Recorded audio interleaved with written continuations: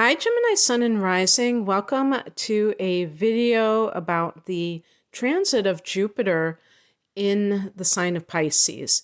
So Jupiter has already been very briefly in Pisces, and this was from sometime in May until right around the summer solstice or the solstice in June of 2021. And at the end of 2021, Jupiter will go back into Pisces. And let me see, I have to double check how long it's going to be there because it's going to go into Aries as well in 2022. So I got to make a whole other set of videos. So next year in July, and to be exact, it's on July 28th, Jupiter goes direct in Aries. So, scratch that. But I wanted to see when it goes into Aries to begin with. And that's on May 10th. So that's not that far at all. As I record this, it's only 6 months away. So anyway, it will go into Aries and then it will retrograde, and that means that it's losing degrees, and it does go back into Pisces towards the end of 2022, around October 28th or 29th. So so at the end of 2022, we actually have it's staying in Pisces all the way up until about the winter solstice, or the what we would call the December solstice. To not, for people in the southern hemisphere, just calling it the winter solstice, or the solstice in December. And so yeah, around that time frame, the 20th, that's when it goes. Actually, yeah, depending on where you live, but I think it'll be the 20th for everybody, and of December. So it's kind of in and out of Pisces, but it has in 2022, it's going to be pretty much in Pisces for a good portion of the year. Well, I don't know. Maybe it's more like 6 months or so. Half of the year, in a sense. So, having said that, for Gemini, this is your 10th house of career. Now, I want to give a shout out to cafeastrology.com because that's where I got my information from. The 10th house is at the top of the chart, although in some natal charts, sometimes I mistake the 9th house for the 10th house, because sometimes it really isn't literally looking like the top of the chart. It's looking to one side, But, it's considered that. It's an angular house, so it's considered a very important area of the chart where there's a lot happening. And this is your career sector. So when you have Jupiter here, it can indicate, because Jupiter is about expansion, that you are gaining ground with your career. One of the things that Cafe Astrology says, however, is that if you look at these Jupiter transits through particular houses as proof that, you're going to have this amazing situation occur, you could be disappointed, because it's kind of like, let me see if I can find exactly how they put it. Jupiter, this is what they wrote, cafeastrology.com. Jupiter transits perhaps receive more positive press than they deserve, as those of us who have waited for Jupiter to transit conjunct our sun can attest. Why? Because if we wait for Jupiter to bestow us with wonderful gifts, we are sure to be disappointed. What Jupiter does do is infuse us with the license to dream, to hope, and to feel good about ourselves. So basically injecting us with positive energy. But I would go a step further. Well, and they say, I'll just continue, they said Jupiter is an influence that acts to expand and enlarge our personal landscapes. So, I mean, they're making it more like a mental thing in a lot of ways, because they said the growth and expansion of consciousness. I do believe that Jupiter might actually provide more opportunities, but as is always the case, you have to kind of take that initiative to be able to actually do what is handed to you. So somebody can give you a job, but if you don't accept the job, then it's like you're still unemployed. So it's like you have to actually cooperate or be in agreement with. So the 10th house is status, your place in the world, your status in society. And Jupiter can give you an expanded version of that. Now, obviously when it comes to success, that is directly tied to status. But this is also about fame or public recognition. They mentioned public recognition, but I've heard fame even mentioned. Of course, and when I say fame, I'm not necessarily talking about Jupiter transiting this house, but just the 10th house in general. And they said, they say, I'll just read something else. They said, you may come into the limelight now in a positive fashion. So the limelight, that sounds like kind of this major audience, if you will. The 10th house can be authority figures and, mentors, things like that, because the 10th house is ruled by Capricorn, and Capricorn's ruler is Saturn. So there's an authority connection to the 10th house, an expert connection, maybe a master teacher, or somebody who has been around the block. Saturn is father time, and you can benefit from these types of people.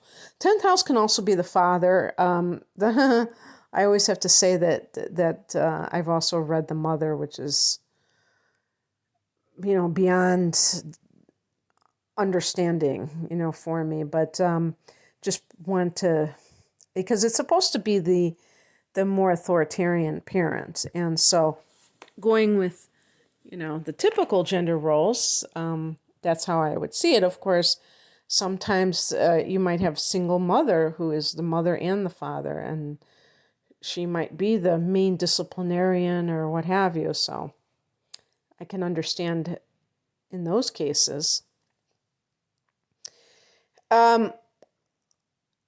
Now, one thing that they said, which was really odd, is they said that it could indicate that you get married. If any of you know why this is, please let me know, because I'm racking my brain and I can't think of what this is all about. Now, public recognition isn't necessarily something that every single person strives for. Some people are very private, or they have careers that don't rely on, that kind of thing. But even if you are in a line of work that is not dependent on schmoozing and being popular or whatever along those lines, you still may want some kind of acclaim or recognition, not to feed your ego, but simply to promote your business. So, because this can be your business, the 10th house can, when Jupiter is transiting here, could be very good for your business.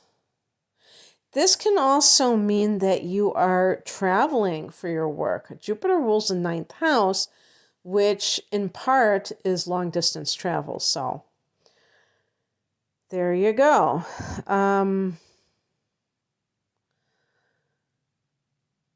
And, you might get promoted. So Jupiter would be that expanded role that you're taking on. You might have more career options available to you. Sometimes people maybe they have gone to college for a specific type of work, and then there is like a glut in people who already are doing that type of work, and then they're like, okay, now what? And this might indicate that there are multiple opportunities career-wise for you.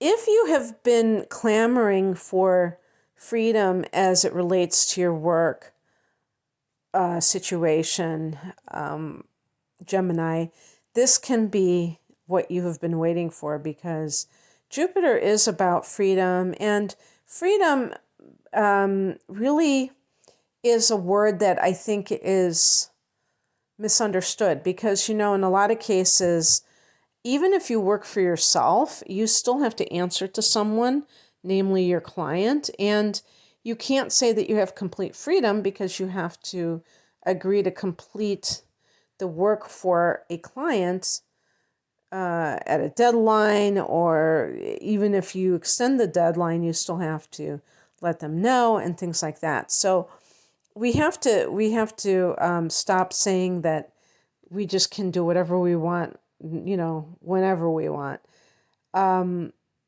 But freedom can be experienced at a higher level. And that is the key point. If you are working for somebody else, likely they are the ones calling the shots in terms of what your hours are and other aspects. But who knows? Maybe even if you work for somebody else at this time, you will still have more of that freedom. And sometimes maybe if you work from home and you don't have to be on Zoom all day, you can order your day in a way that suits you the best. And Gemini is a sign that does like to have that flexibility, because you are a mutable sign, and mutable signs are changeable, and they need to have that capacity to change. They can't be in a rigid circumstance that makes them feel suffocated and like they don't have any say over what they do, when they do it. That can feel very confining, and that's not what you're looking for. The key is to live in an above board, ethical kind of a way, because Jupiter is about morality. And, because Jupiter rules the 9th house, that has to do with belief systems, organized religions, but also, philosophical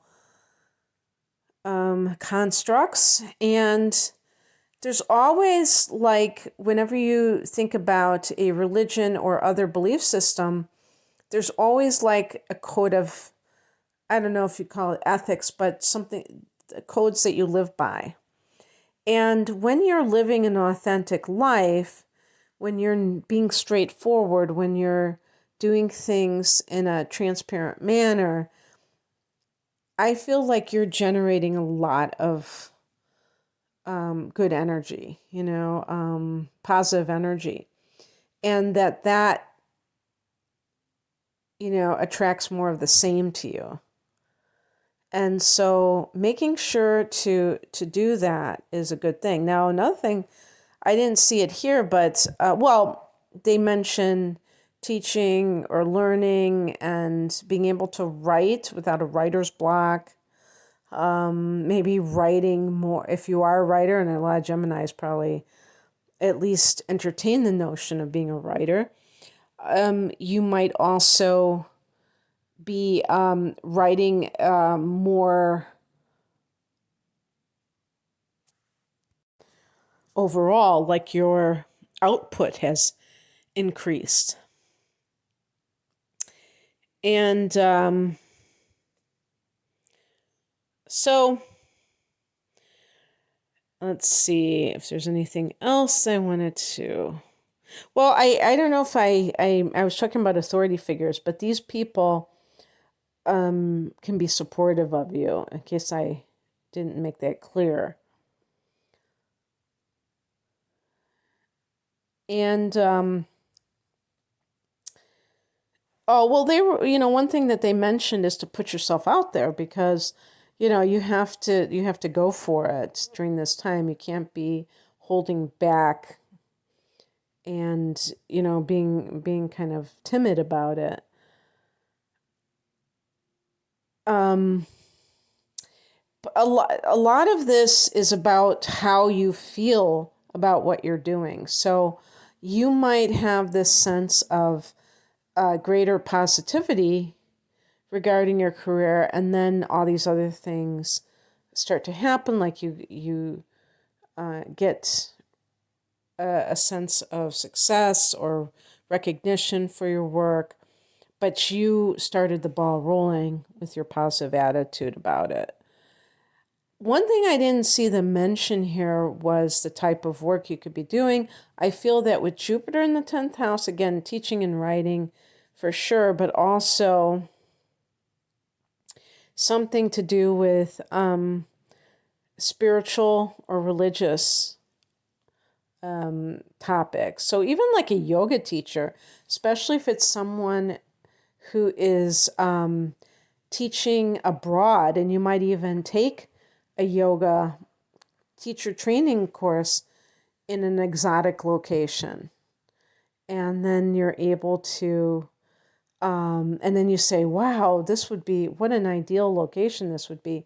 I want to do this, and I want to have this ability to teach at these resorts and just live this life. So anyway, that's what I have for you, and I hope that this resonated. If you would like to get a private reading, and I should just point out, if you are a Sun in Gemini listening to this, your rising sign can be like totally different. And the rising sign is really, and that's how the natal chart is constructed based on the time of birth, right? And it can be completely different and be particularly accurate when it comes to mundane events, like these daily actual events in your life. So it would be good to know what that is, what your rising sign is as well. But if you would like a chart analysis, and I also have like a deep dive reading, which are 2-hour-long readings, chart analysis plus transits for the upcoming 12 months.